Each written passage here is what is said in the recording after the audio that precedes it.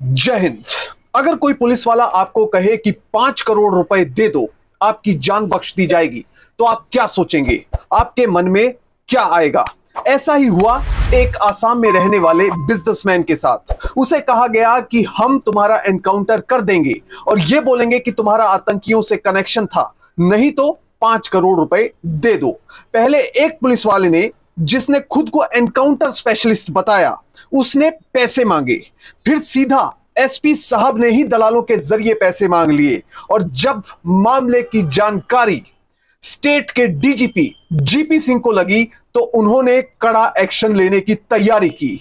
ना सिर्फ आईपीएस अधिकारी जो कि सुपरिटेंडेंट ऑफ पुलिस था उसको अरेस्ट किया गया, बल्कि उसके साथ एडिशनल एसपी के पति, DSP, sub inspector, constable, head constable, कई गिरफ्तारियां इस मामले में हुई और फाइनली निकलकर यह सामने आया कि एक पुलिस के अंदर ही रैकेट चल रहा था जो लोगों से पैसा एक्सटॉर्ट किया करता था। नमस्कार। आगे बढ़ने से पहले आप सभी को यह अपील कि अगर आप इस चैनल को YouTube पर देख रहे हैं तो बेल आइकन क्लिक करिए और साथ में चैनल को सब्सक्राइब कर दीजिए, और अगर इसे Facebook पर देख रहे हैं तो Facebook का पेज लाइक कीजिए और इस वीडियो को लाइक कीजिए और साथ में कमेंट और वीडियो को ज्यादा से ज्यादा शेयर करिए। अब यह कहानी जो कि बहुत इंपॉर्टेंट है और अपने आप में एक नई इबारत लिखती है। 16 जुलाई का दिन है और 16 जुलाई को रात तकरीबन 1 बजे अचानक से आसाम में रहने वाले एक बिजनेसमैन रकीबुल के घर का दरवाजा खटकता है। दरवाजे के खटकने के बाद वो दरवाजा खोलता है। अचानक से कई सारे पुलिस वाले उसके घर में एंटर हो जाते हैं। जब पुलिस वाले घर में आते हैं तो ये बिजनेसमैन डर जाता है। अब अचानक से पुलिस वाले जो घर पर आए थे उन्होंने ना अपनी आइडेंटिटी बताई, ना कोई और बात करी। अचानक से इस बिजनेसमैन के साथ मारपीट करनी शुरू कर दी और उससे पूछने लगे कि ये बताओ कि ड्रग्स कहां है। उससे दूसरा सवाल ये पूछा गया कि ये बताओ कि पैसा कहां है। अब इस बिजनेसमैन को कथित तौर पर कुछ भी नहीं पता था। अब पुलिस वाले लगातार इस बिजनेसमैन से मारपीट कर रहे थे और सवाल कर रहे थे कि ड्रग्स बताइए कहां है, पैसा बताइए कहां है। इसे बाहर ले जाया जाता है और बाहर ले जाने पर भी ये बिजनेसमैन कहता है कि मुझे इस बारे में कुछ नहीं पता। पर पुलिस वालों ने इस व्यक्ति की एक भी नहीं सुनी और 2-3 घंटे तक लगातार इसे पीटते रहे। कभी उसके मुंह पर पंच कर दिया गया, कभी उसे पैरों से पीटा गया, यानी किक की गई। तो लगातार लात घूंसे इस पर चलते रहे और 3 घंटों का समय लगभग कथित तौर पर बीत चुका था। आरोप यह भी है कि पूरे घर की तलाशी ली गई पुलिस द्वारा और इसके साथ ही वारंट पुलिस के पास नहीं था, पर फिर भी एक एक चीज को खंगाला गया, तितर बितर कर दी गई और इसके साथ ही कई चीजें घर से उठाकर सीज भी कर दी गई। इसके बाद इस बिजनेसमैन को असम में एक भवानीपुर पुलिस स्टेशन पड़ता है, वहां पर लाया गया। अब पुलिस थाने में भी एक बार फिर से मारपीट का सिलसिला शुरू हो गया। काफी देर तक मारपीट चली, फिर से वही सवाल हुए, पर यह बिजनेसमैन कोई जवाब नहीं दे पाया। अब जब इस बिजनेसमैन ने कोई जवाब नहीं दिया तो थोड़ी देर में जो पुलिस वाला इस चौकी का, भवानीपुर चौकी का इंचार्ज था, वो इसे लेकर एक गाड़ी में बैठ जाता है। इस गाड़ी में 3 लोग सवार थे। 2 लोग सिविल वर्दी में थे, यानी कि सिविल ड्रेस में, और एक व्यक्ति पुलिस की ड्रेस में सवार था। अब चलते चलते ये पहुंच जाते हैं एक सुनसान फैक्ट्री में, जो कि एक डिटर्जेंट बनाने की फैक्ट्री थी।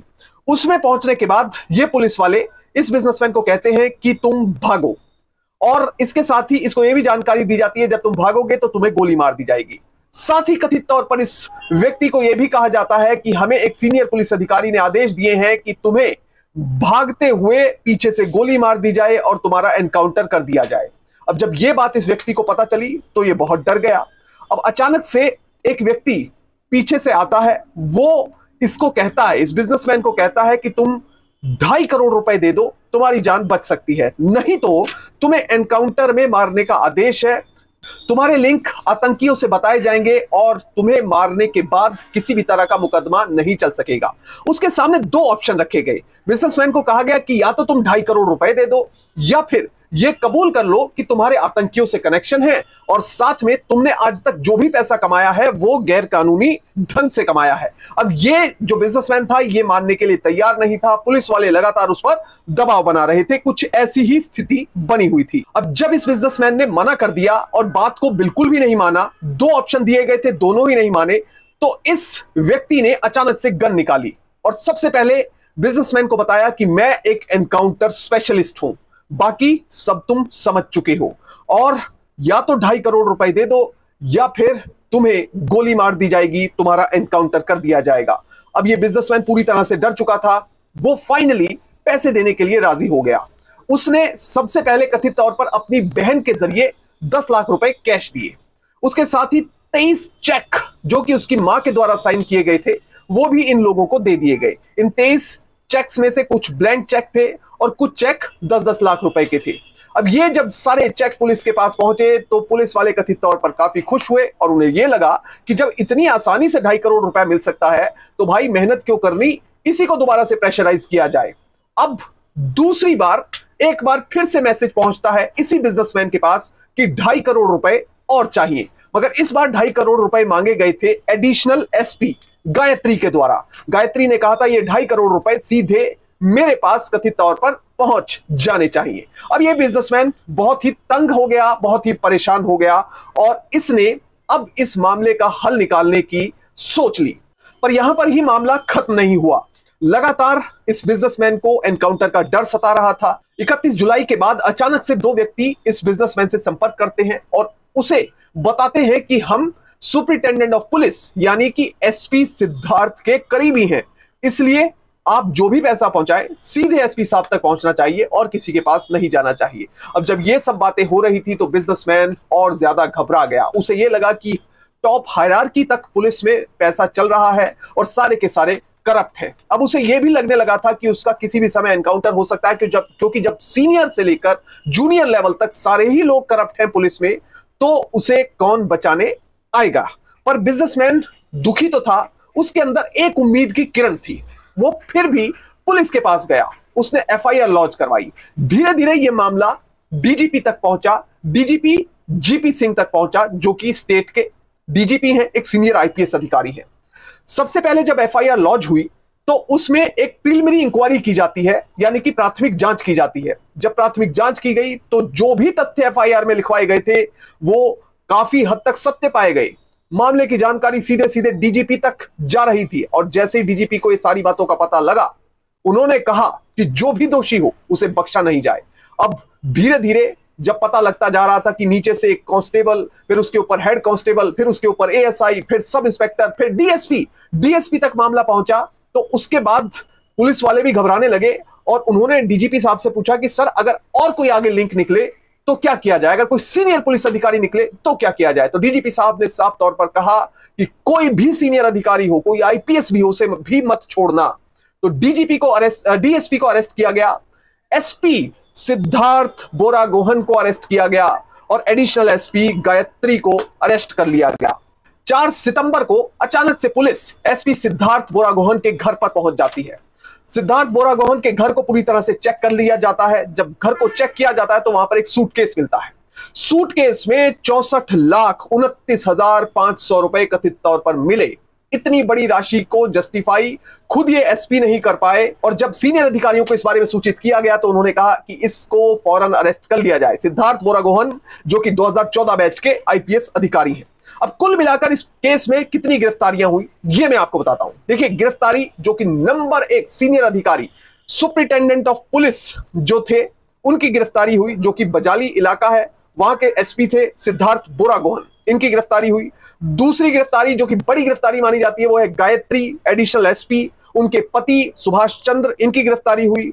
और पुष्कल जो कि डीएसपी थे बजाली के, उनकी गिरफ्तारी हुई। इसके साथ ही सब इंस्पेक्टर अनूप ज्योति की गिरफ्तारी हुई, सब इंस्पेक्टर देवाजीत गिरी वो भी गिरफ्तार हुए, एएसआई शशांका दास गिरफ्तार, पीएसओ जो कि एडिशनल एसपी का पीएसओ था इंजमामुल हुसैन, उसे भी गिरफ्तार किया गया। बजाली के एसपी के ड्राइवर दीप जॉय कलिता को गिरफ्तार किया गया और एक ड्राइवर जो कि पार्ट टाइम तौर पर रखा गया था बजाली के एसपी के पास, जिसका नाम नबीर अहमद था, उसे भी गिरफ्तार कर लिया गया। कुल मिलाकर जांच में यह निकलकर सामने आया कि ये सभी लोग पुलिस के अंदर एक रैकेट चला रहे थे पैसे को एक्सटॉर्ट करने का, किस तरह से लोगों से पैसा हड़पा जाए, किस तरह से लोगों से पैसा ठगा जाए।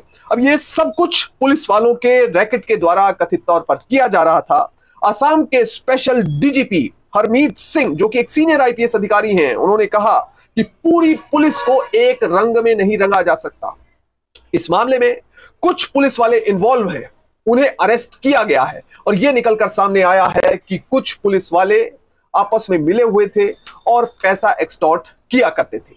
अब इसमें जो सबसे सीनियर आईपीएस अधिकारी जो गिरफ्तार हुए हैं, सिद्धार्थ बुरागोहन, वो 2014 बैच के आईपीएस हैं, जिन्होंने 2013 में यूपीएससी का एग्जाम दिया और 2014 में आईपीएस बन गए। पर इतनी आसानी से नौकरी उन्हें भी नहीं मिली। वो ओबीसी कोटे में उन्होंने यूपीएससी सिविल सर्विसेज का फॉर्म भरा था और 570 के करीब उनका रैंक आया था यूपीएससी में, और ओबीसी कोटे में उन्हें जो है यूपीएससी ने कंसीडर स्टार्टिंग में नहीं किया था और उन्हें जनरल में कंसीडर करते हुए IRAS, Indian railway account service दी गई, जिससे वो संतुष्ट नहीं हुए और उन्होंने जो है कोर्ट के साथ साथ डीओपीटी में भी अपनी रिक्वेस्ट एप्लीकेशन दी। उन्होंने कहा कि मैं एक ओबीसी कैंडिडेट हूं।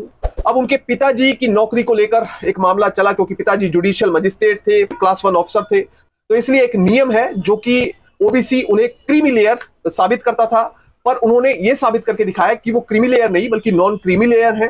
काफी कॉम्प्लिकेटेड मामला, इसलिए ज्यादा मैं बात नहीं करूंगा, पर कुल मिलाकर एक लंबी फाइट लड़ने के बाद उन्हें आईपीएस का कैडर मिला।